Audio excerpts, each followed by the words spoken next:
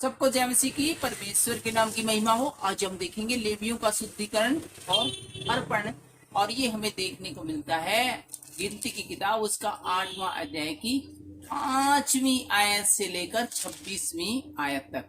तो यदि आपके पास बाइबल है और अभी आपके पास 5 मिनट का टाइम है तो हमारे साथ आप भी पढ़ लीजिए।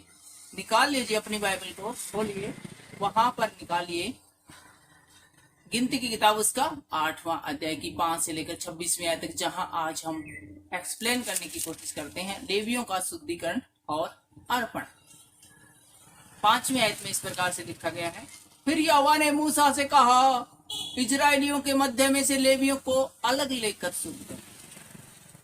दोबारा पढ़ें, इजरायलियों के मध्य में से, जो इजरायली उनके बीच में से लेवियों को अलग ले जाकर और फिर शुद्ध करना, उनको स्पेशली शुद्ध करना है। और उन्हें शुद्ध करने के लिए तू ऐसा कर कि पावन करने वाला जल उन पर छिड़क दे। पावन करने वाला जल, इसको अभिषिक्त तेल भी कहते हैं, एनवाइंटिंग वाटर भी कहते हैं, वो छिड़क दे। फिर वे सर्वांग मुंडन करवाएं और वस्त्र धोएं और अपने आप को शुद्ध करे।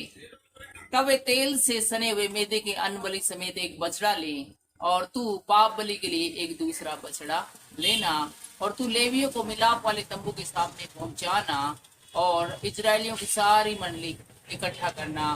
तब तू लेवियों को यहोवा के समीप ले आना और इजरायली अपने अपने हाथ उन पर रखें। तब हारून लेवियों को यहोवा के सामने इजरायलियों की ओर से हिलाई हुई भेंट करके अर्पण करे कि वे यहोवा की सेवा करने वाले ठहरे। तब लेवी अपने अपने हाथ उन बछड़ों के सिरों पर रखे, और तू लेवियों के लिए प्रायश्चित करने को एक बछड़ा पाप बलि और दूसरा होम बलि करके यहोवा के लिए चढ़ाना, और लेवियों को हारून और उसके पुत्रों के सम्मुख खड़ा करना और उनको हिलाने की भेंट के लिए यहोवा को अर्पण करना। इस प्रकार तू उन्हें इजरायलियों में से अलग करना कि वे मेरे ही ठहरे, और तू लेवियों को शुद्ध करके हिलाई हुई भेंट के लिए अर्पण कर चुके। उसके बाद वे मिलाप वाले तंबू संबंधी सेवा टहल करने के लिए अंदर आया करे, क्योंकि वे इजरायलियों में से मुझे पूरी रीति से अर्पण किए हुए हैं। मैंने उनको सब इजरायलियों में से एक एक स्त्री के पहलौठों के बदले अपना कर लिया है।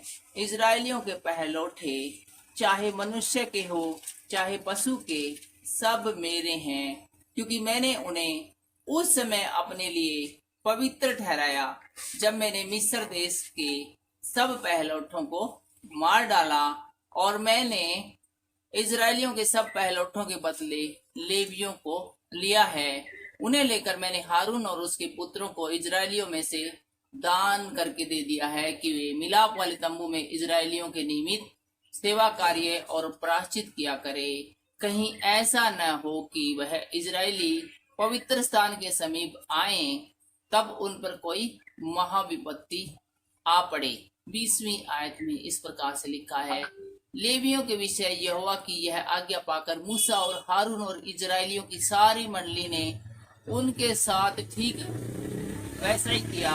लेवियों ने तो अपने को पाप से शुद्ध किया और अपने वस्त्रों को धो डाला, और हारून ने उन्हें यहोवा के सामने हिलाई हुई भेंट के निमित्त अर्पण किया और उन्हें शुद्ध करने को उनके लिए प्रायश्चित भी किया है। और 22वें आयत में इस प्रकार से लिखा है, और उसके बाद लेवी हारून और उसके पुत्रों के समीप मिलाप वाले तंबू में अपना अपना सेवा कार्य करने गए, जो आज्ञा यहोवा ने मूसा को लेवियों के विषय में दी थी, उसी के अनुसार वे उनसे व्यवहार करने लगे।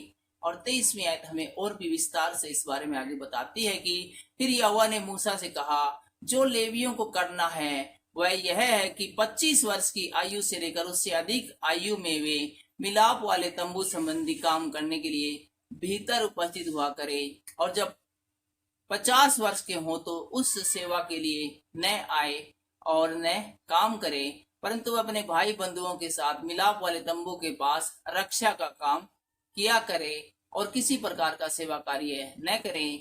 लेवियों को जो जो काम सौंपे जाएं उनके विषय तुम ऐसा ही करना।